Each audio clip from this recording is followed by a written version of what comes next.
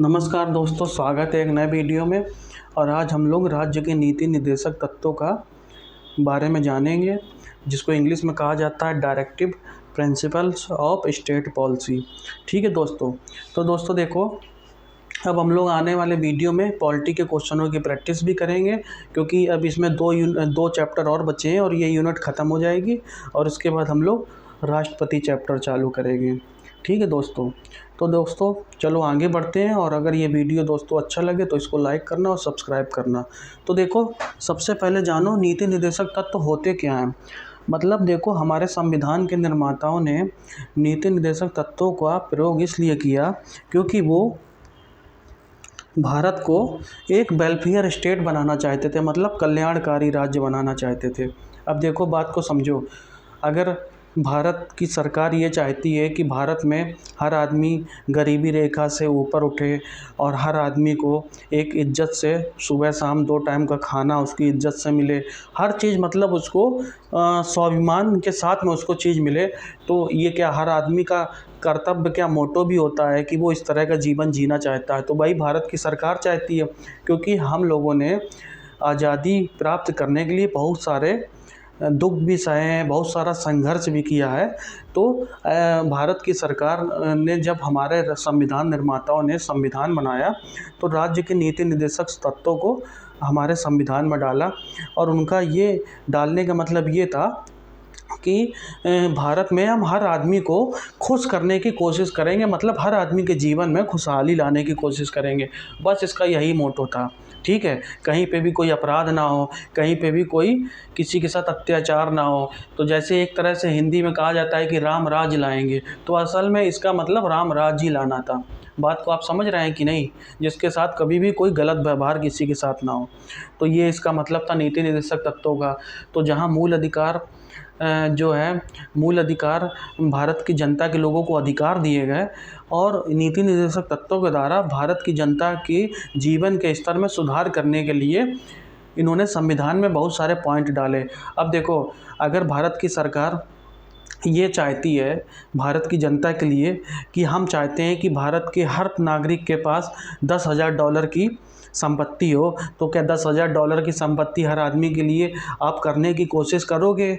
जितना आपके पास रिसोर्सेज है उतना आप करने के लिए कोशिश करोगे, पर एकदम से तो ये चीज़ें हो नहीं जाएंगी। उसके लिए भारत की जनता को भी मेहनत करनी पड़ेगी और भारत की सरकार को भी मेहनत करनी पड़ेगी। तो जहाँ पे देखो मूल अधिकार, आप किसी भी मूल अधिकार को आप कोर्ट के द्वारा करा सकते हो लागू।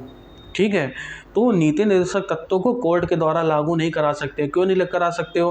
अगर भारत के संविधान निर्माताओं ने डाल दिया है, मान लो एक उदाहरण से समझो कि हम चाहते हैं कि भारत की हर जनता के पास अपना एक घर हो, वो ये चाहते हैं, उनके मन का विचार ये है, तो क्या एक दिन में हो जाएगा? जब भारत इतनी गुलामी की जंजीरों से आज़ाद हुआ है और अब भारत के पास इतने रिसोर्सेज या इतने साधन नहीं है, संसाधन, कि वो हर जनता को अपना घर बना के दे पाए।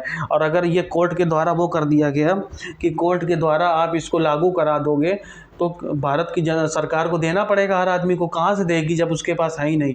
इसीलिए जो नीति निर्देशक तत्व हैं, ये किसी भी कोर्ट के द्वारा आप लागू नहीं करा सकते हो। ये भारत की सरकार करना चाहती है, समय के साथ चेंज होगा, धीरे धीरे होगा, पर ये चाहो कि एक दिन में हो जाएगा तो नहीं होगा।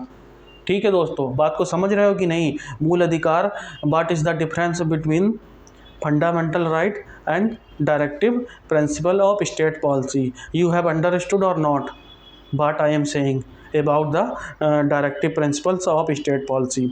तो आप ये समझो, तो जैसे आर्टिकल 12 से 35 के बीच में मूल अधिकारों का आर्टिकल दिया गया है, ऐसे ही आर्टिकल 36 से 51 के लिए राज्य के नीति निर्देशक तत्वों को कहा गया है।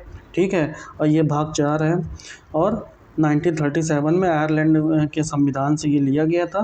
ठीक है, तो भीमराव अंबेडकर ने इसको विशेषता वाला बताया है। भीमराव अंबेडकर जी ने ये कहा था कि भारत की सरकार में कोई भी पार्टी की सरकार बनेगी, पर उसको ये नीति निर्देशक तत्वों के हिसाब से ही चलना पड़ेगा, उसको सरकार अपनी चलानी पड़ेगी।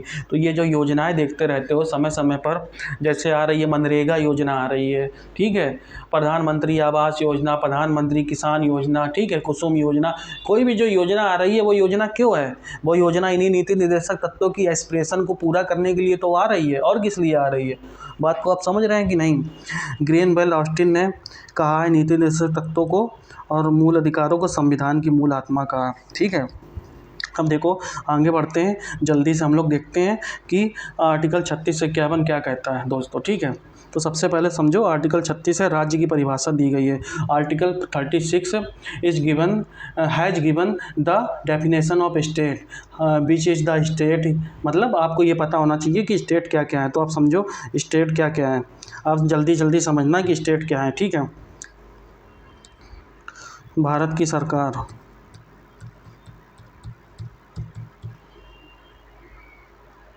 जितने भी मंत्री हैं, मंत्रालय हैं, विभाग जितने भी हैं, ठीक है, सेना, ठीक है, पीएसयू का मतलब ओएनजीसी, एलआईसी, गेल, ये सब जितने भी पीएसयू हैं ये भारत की राज्य की डेफिनेशन के अंतर्गत आते हैं। अब संसद में सुनो, लोकसभा, राज्यसभा, राष्ट्रपति, लोकसभा के अध्यक्ष, तो ये सब आता है।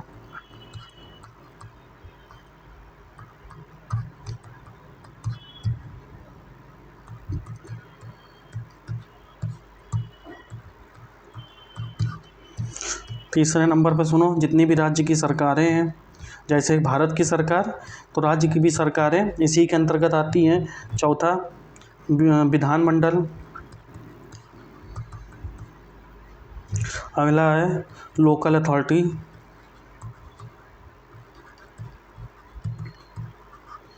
ठीक है, जिसमें लोकल अथॉरिटी में जैसे नगर निगम है, नगर निगम में कैसे, मान लो जैसे उदाहरण से समझो, कानपुर नगर निगम,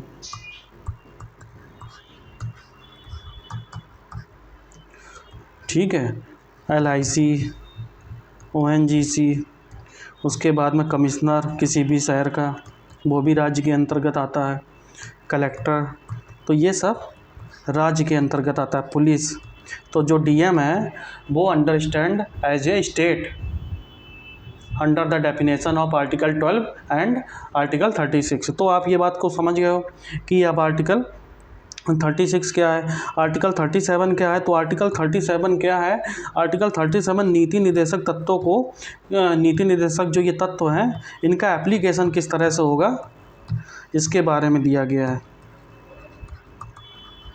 ठीक है। अब चलो आर्टिकल 38 देखते हैं। आर्टिकल देखो 38 है, राज्य द्वारा जन कल्याण के लिए सामाजिक व्यवस्था को बढ़ावा देने के लिए कार्य करेगा, ठीक है।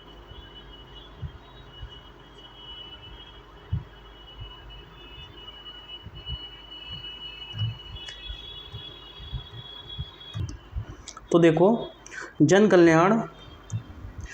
कल्याण के लिए सामाजिक व्यवस्था को बढ़ाएगा, ये आर्टिकल 38 है। अब आर्टिकल 39 क्या है, आर्टिकल 39 में कुछ पॉइंट नीति निर्देशक तत्व के दिए गए हैं, वो भी हम लोग देख लेते हैं। तो क्या दिया गया है, देखो 39 से कह रहा है आर्टिकल कि पुरुषों एवं महिलाओं के लिए आजीविका पे समान रूप से मतलब अपनाने का अधिकार होगा। मतलब कैसे, आप बात को समझो कि जैसे पुरुष है, स्त्री है, सभी नागरिकों को समान रूप से जीविका के पर्याप्त साधन प्राप्त करने का अधिकार होगा। मतलब चाहे स्त्री हो चाहे पुरुष हो, किसी भी तरह से कोई भी जॉब निकलेगी तो ये नहीं है कि वो उसमें लिख दिया जाए कि केवल only male candidate only can apply. तो पुरुष भी अप्लाई कर सकता है, महिला भी अप्लाई कर सकती है, ठीक है। अब 39 भी देखो क्या है, तो 39 भी ये कहता है कि राज्य किसी भी भौतिक संसाधनों का इस प्रकार से नियंत्रण या बांटेगा कि जिसको आम आदमी में सभी अच्छे तरीके से बंटवारा हो। मतलब हर आदमी को कुछ ना कुछ हिस्सा मिले उस संसाधन का, ये नहीं कि केवल एक ही आदमी को ज़्यादा से ज़्यादा उस संसाधन का हिस्सा मिल जाए और दूसरे को ना मिले। तो ये 39 भी है। 39 सी देखो क्या है कि धन और उत्पादन जो भी मतलब प्रोडक्शन होगा या कोई भी रुपए होगा, पैसा होगा, मतलब कोई भी रिसोर्सेज का मतलब एक तरह से किसी के पास भी अहितकारी संकेंद्रण नहीं होना चाहिए, मतलब किसी एक के पास ही पैसे का इकट्ठा नहीं होना चाहिए। बात को आप समझ रहे हैं, मतलब समाजवादी व्यवस्था को अप्लाई करने के लिए ये आर्टिकल 39C था। ठीक है, अब अगला सुनो 39 ठीक है, कहता है महिलाओं एवं पुरुषों दोनों के लिए समान काम के लिए समान वेतन। मतलब पुरुष या महिला कोई भी जॉब कर रही है तो उसको अगर एक ही तरह की पोस्ट है तो उसको समान वेतन दिया जाएगा। ठीक है, अब देखो 39(39)E, तो इसमें पुरुषों एवं महिलाओं के स्वास्थ्य की बात की गई है। ठीक है, और बच्चों की मतलब ये कहा गया है कि बच्चों की उम्र, कोई भी बच्चों की उम्र में उनका शोषण नहीं किया जाएगा। ठीक है, उनकी सुकुमार अवस्था का शोषण ना हो। अब देखो 39 अब कहता है कि बच्चों को स्वस्थ तरीके से स्वतंत्रता, सम्मान की स्थिति में विकसित होने के अवसर प्रदान किए जाएंगे। मतलब उनको सम्मान के साथ जीने का अधिकार प्रदान किया जाएगा। ठीक है, और बचपन और युवाओं को शोषण से मतलब संरक्षण दिया जाएगा। तो ये है 39 आर्टिकल में कुछ आर्टिकल दिए गए हैं। ठीक है, अब देखो 39A, ये आप चाहे ऐसे देख लो, ये सब इस्तेमाल में कर लो, A B C D सब इस्तेमाल मान लो, D F। ठीक है, ये थोड़ा टाइपिंग में दिक्कत हो गई। अब देखो 39A, तो 39A क्या कह रहा है, समान न्याय एवं निःशुल्क कानूनी सहायता की व्यवस्था करता है। ठीक है,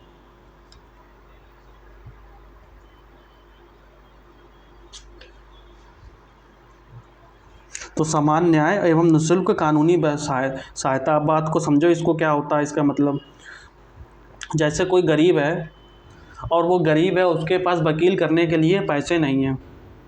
ठीक है, तो उसके पास अगर वकील करने के लिए पैसे नहीं है तो राज्य भी उसको प्रोवाइड कराएगा वकील, कि ये नहीं है, मतलब उसको न्याय पाने का पूरा अधिकार है, हमारी देश के संविधान ने दिया है। ठीक है, तो उसको जब संविधान ने ये अधिकार दिया है कि अगर भले ही वो गरीब है तो इससे कोई मतलब नहीं है, उसको सरकारी वकील प्रोवाइड कराया जाएगा और वो उसकी तरफ से केस लड़ेगा। ठीक है, तो समान न्याय के लिए निःशुल्क कानूनी सहायता। अब आर्टिकल 40 क्या कहता है, ग्राम पंचायतों का गठन। तो ग्राम पंचायतों का गठन ये गांधी जी का सपना था। ठीक है, तो ये चीज़ आर्टिकल 40 है। अब आर्टिकल 41 देखते हैं हम लोग।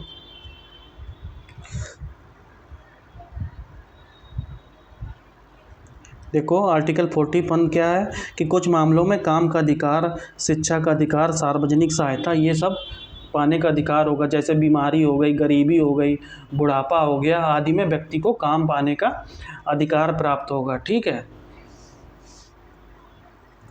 आर्टिकल 42 देखो क्या है, आर्टिकल 42 देखो क्या कहता है कि जहाँ पर भी व्यक्ति काम करे वहाँ पर कोई भी कार्य है वो न्याय संगत होना चाहिए, मानवीय दशाएं होनी चाहिए। मानवीय दशाएं का मतलब क्या है, समझो बात को। मानवीय दशा का मतलब आर्टिकल 42 में जो ये लिखा हुआ है वो हम लोग समझते हैं। देखो मानवीय दशा का मतलब ये है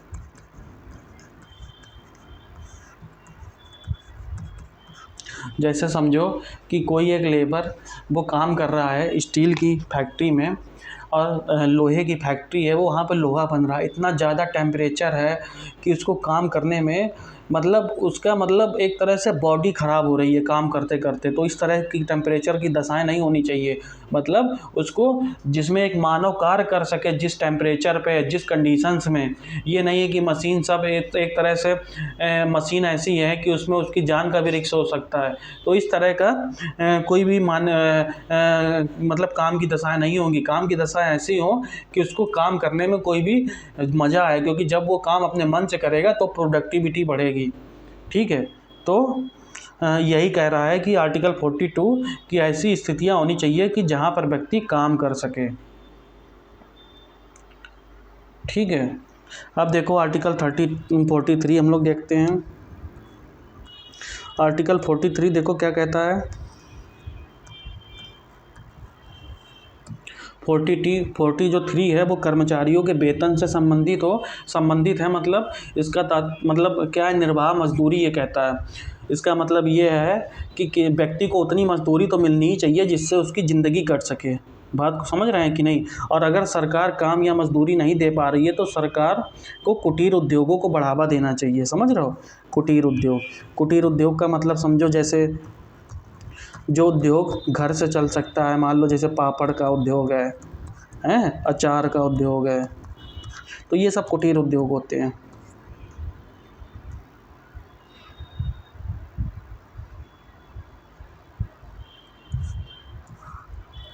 अब देखो 43A देखते हैं। 43A कहता है उद्योगों के प्रबंध में कर्मचारियों की सहभागिता। मतलब कोई भी उद्योग रन कर रहा है तो उसमें कर्मचारियों को भी अपनी बात रखने का बराबर मौका दिया जाएगा, वो भी अपनी बात रखें और बताएं कि किस तरह से कोई भी, मान लो कभी कभी कर्मचारी का भी जो माइंड होता है वो मैनेजर से भी अच्छा हो सकता है। ठीक है, तो वो एक तरह से सजेशन दे सकता है। ठीक है, क्योंकि जब कभी भी किसी भी मतलब कर्मचारी को मैनेजमेंट में तुम शामिल करके उसकी भी बातें सुनोगे, तब जाके वो उस काम को और अधिक प्रोडक्टिविटी के साथ काम करेगा। ठीक है, बात को समझ रहे हो। तो 43B। अब देखो सहकारी समितियों को प्रोत्साहन देने के लिए, तो 43B ये है। अब चलो 44 देखते हैं क्या है। तो 44 है नागरिकों के लिए समान नागरिक संहिता। समझ रहे हो, जैसे कॉमन सिविल कोड जो आ रहा है वो इसी का उदाहरण है। ठीक है, कॉमन सिविल कोड मतलब चाहे किसी भी धर्म के हो उसके साथ बराबर का व्यवहार किया जाएगा, तो ये है। अब देखो आर्टिकल 45, 6 वर्ष की कम आयु के लिए बच्चों की शिक्षा। अब है 46 आर्टिकल अनुसूचित जाति और अनुसूचित जनजाति से रिलेटेड है। तो अनुसूचित जाति और अनुसूचित जनजाति के व्यक्तियों के संबंध में उनकी शिक्षा, आर्थिक हित और सामाजिक न्याय के विषय में उनके लिए प्रबंध किए जाएंगे। ठीक है, मतलब बात को आप समझो, अनुसूचित जाति जनजाति इनके लिए प्रबंध किए जाएंगे। अब आर्टिकल 47 देखो,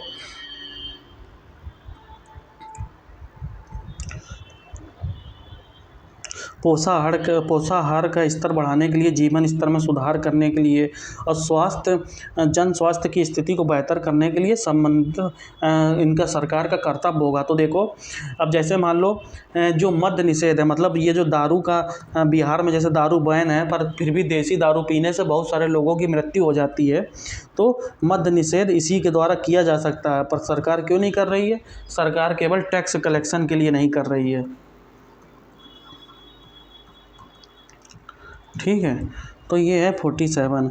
48 देखो क्या है, कृषि और पशुपालन का संगठन। मतलब क्या है कि कृषि पशुपालन, जैसे दुधारू नस्ल की गाय होती हैं, भैंसें होती हैं, ठीक है, इनसे प्रावधान किए गए हैं इसमें 48 में कि हम जो है दुधारू नस्ल की गाय हैं जिससे दूध अच्छा देती हैं, और भैंसें हैं, बकरियां हैं, तो जो दुधारी नस्ल के जानवर हैं इनको बढ़ावा देने का वो करेंगे और कृषि को बढ़ावा देंगे, पशुपालन को बढ़ावा देंगे। ठीक है, तो ये सब आर्टिकल 48 है। अब देखो आर्टिकल 48 ए कहता है कि पर्यावरण को बढ़ावा देने के लिए किया जाएगा कार्य। ठीक है, और वृक्षारोपण को बढ़ावा दिया जाएगा। तो ये सब आर्टिकल आप समझ रहे हैं, नीति निर्देशक तत्वों को आप समझ रहे हैं कि नहीं समझ रहे हैं, बताइए। तो 48 ए आया है 42वें संविधान संशोधन के द्वारा, 1976 के द्वारा। तो 1976 42वां संविधान संशोधन के द्वारा ये आया है 48A। अब देखो, अब आगे बढ़ते हैं हम लोग आर्टिकल 49। तो आर्टिकल 49 क्या है? तो आर्टिकल 49 ये है कि सरकार का दायित्व होगा कि वो राष्ट्रीय महत्व के स्मारक और जो स्थल हैं उनका संरक्षण करेगा। जैसे मान लो कुतुब मीनार है, लाल किला है,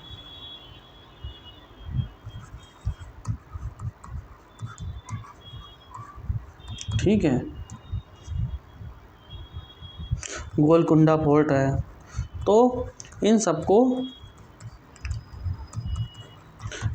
देखो, इन सबको संरक्षण करने का प्रयास करेगी भारत की सरकार। ये नहीं है कि वो मतलब पहले के शासकों ने बनाया तो उसको तोड़वा दे। ठीक है, ये तो चीज़ था आर्टिकल 49। अब आर्टिकल 50 समझते हैं, न्यायपालिका का कार्यपालिका से अलगाव।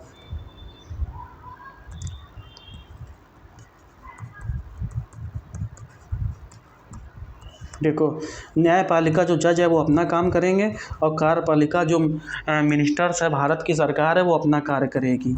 ये दोनों अलग कार्य करेंगे, ये इनके काम में हस्तक्षेप नहीं करेंगे और ये इनके काम में हस्तक्षेप नहीं करेंगे। तो ये है हमारा आर्टिकल 50।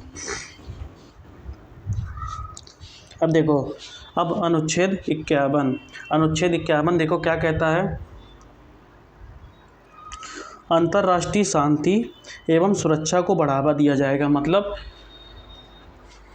जैसे आज वर्ल्ड में आज इतना वर्ल्ड डिवाइडेड है, यूक्रेन रसिया का बार अलग हो रहा है, अमेरिका और चीन का शीत युद्ध एक तरह से अलग चल रहा है। ठीक है, तो बहुत सारे देशों का जैसे ईरान और अमेरिका का चल रहा है। तो भारत की सरकार ये करेगी कि अंतर्राष्ट्रीय स्तर पर शांति को बढ़ावा देने की कोशिश करेगी। तो ये आर्टिकल है 51।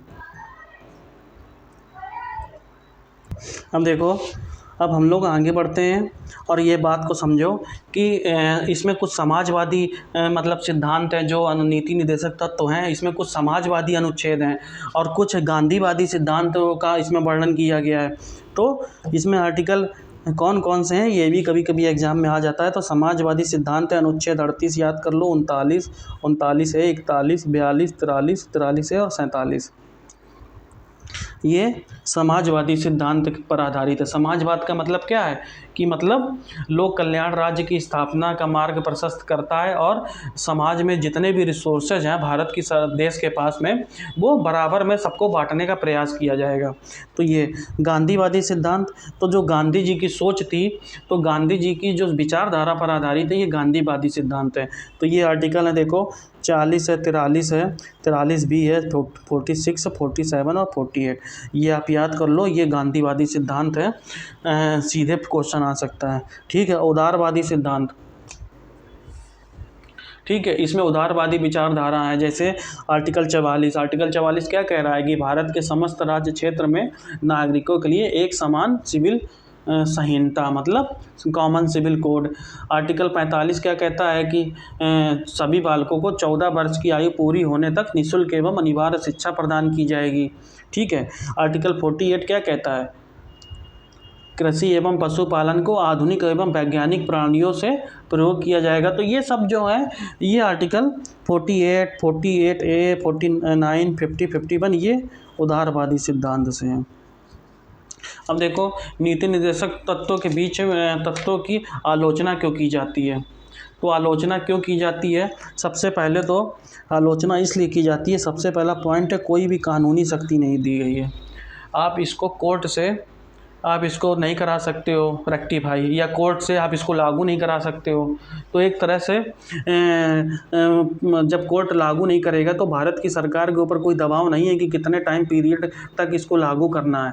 इसीलिए बहुत सारे लोगों ने इसको जो है नीति निर्देशक तत्वों को बेकार कहा है। जैसे टी कृष्णमाचारी थे, इन्होंने कहा है कि भावनाओं का है कि ये स्थायी कूड़ाघर है। मतलब ये हमारी भावनाएं तो हैं पर एक तरह से ये कूड़ाघर है। ठीक है, केसी बियर ने कहा इनको लक्ष्य एवं आकांक्षाओं का घोषणा पत्र कहा है। मतलब केवल आकांक्षाएं हैं और इसको पूरा करने के लिए हम कुछ भी कार्य नहीं कर रहे हैं। उसके बाद में आइवरी जेनिंग्स ने कहा है कर्मकांडी आकांक्षा। तो देख रहे हो लोगों ने इसको क्रिटिसाइज भी किया है। अगला, तर्कहीन व्यवस्था, रूढ़िवादी। और चौथा पॉइंट है इसमें संवैधानिक टकराव। मतलब मूल अधिकार और नीति निर्देशक तत्वों में भी टकराव हो सकता है कि लोग पूछ सकते हैं कि मूल अधिकार बड़ा है कि नीति निर्देशक तत्व बड़ा है। किसी में मूल अधिकार बड़ा हो सकता है, किसी में नीति निर्देशक तत्व बड़े हो सकते हैं। तो इसकी वजह से इसमें टकराव पैदा हो जाता है। ठीक है, बात को आप समझ रहे हैं कि नहीं समझ रहे हैं। अब देखो, अब हम लोग समझते हैं कि मूल अधिकार और नीति निर्देशक तत्वों में अंतर क्या है।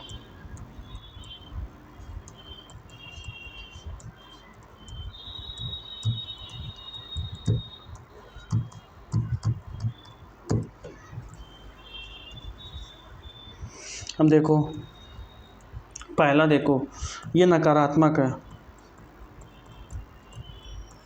मतलब नकारात्मक का मतलब है कि अगर मान लो मूल अधिकारों में आपको दिया गया है, संघ बनाने का अधिकार दिया गया है, कहीं भी इकट्ठा होने का अधिकार दिया गया है, कहीं भी बस जाने का अधिकार दिया गया है, तो आप इसको राज्य के द्वारा मतलब कोर्ट के द्वारा लागू करा सकते हो हैं। और कभी कभी ये राज्य की सरकार के ऊपर भी एक तरह से प्रतिबंध लगा देती है। मतलब अगर कोई आदमी कोर्ट चला गया और उसने कोर्ट में जाके वो अपना मूल अधिकार प्राप्त कर लिया, और हो सकता है कि वो जो है सामाजिक तत्व ना हो, वो गैर सामाजिक तत्व हो, असामाजिक तत्व है, तो इससे भारत की सरकार के ऊपर कभी कभी एक तरह से अंकुश भी लग जाता है। और ये क्या है, ये सकारात्मक है। ठीक है, तो ये सकारात्मक है नीति निदेशक तत्व, क्योंकि नीति निदेशक तत्व क्या है, एक तरह से वेलफेयर है, स्टेट वेलफेयर, मतलब लोगों का भला करने के लिए ये बनाए गए हैं। दूसरा, ये न्यायोचित होते हैं, मतलब कोर्ट में जा सकते हो इसके लिए। इसमें ये गैर न्यायोचित हैं।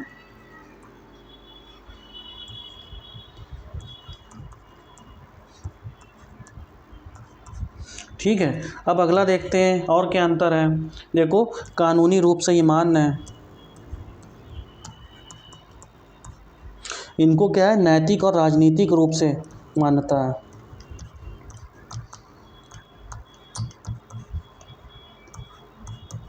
नैतिक और राजनीतिक मान्यता कैसे है, देखो भारत की हर जनता कहती है कि हाँ, चाहे अमीर से अमीर हो, ठीक है, चाहे बड़े से बड़ा एंटरप्रेन्योर हो, वो भी क्या कहता है कि हाँ नहीं, सभी लोगों को बराबर अधिकार होना चाहिए। बड़ी बड़ी बातें करते हैं कि नहीं, बड़े बड़े राजनेता भी ये बात करते हैं, प्राइम मिनिस्टर से लेकर चीफ मिनिस्टर तक, कि हम ये जनता की भलाई का काम कर रहे हैं।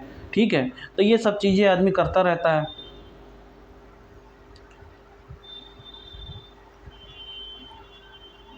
अब देखो और क्या अंतर है, इसको लागू करने के लिए किसी विधान या कानून की आवश्यकता नहीं है, ये स्वतः लागू है।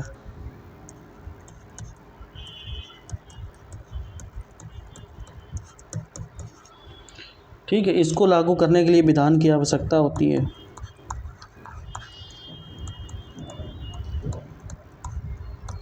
समझ रहे हो। अगला पॉइंट सुनो, ये मूल अधिकार जो है व्यक्तिगत कल्याण को प्रोत्साहन देते हैं। ठीक है, जबकि निदेशक तत्व क्या करते हैं, समुदाय के कल्याण को प्रोत्साहित करते हैं। क्यों, फंडामेंटल राइट या मूल अधिकार क्या है, किसी व्यक्ति के लिए है, जबकि नीति निदेशक तत्व क्या है, पूरे समुदाय के लिए है, ये समाजवादी है। तो बात को आप समझ रहे हैं कि नहीं, ये सब अंतर है मूल अधिकार और नीति निदेशक तत्वों के अंतर में। और आने वाले वीडियो में देखो, अभी नीति निदेशक तत्व ये है, और आने वाले वीडियो में जब क्वेश्चन की प्रैक्टिस कराएंगे तो और भी क्वेश्चनों की हम लोग और भी चीज़ें जानेंगे। ठीक है दोस्तों, तो दोस्तों अगर वीडियो अच्छा लगे तो इसको लाइक करना, शेयर करना और इसको सब्सक्राइब करना दोस्तों। तब तक के लिए दोस्तों, जय हिंद, नमस्कार।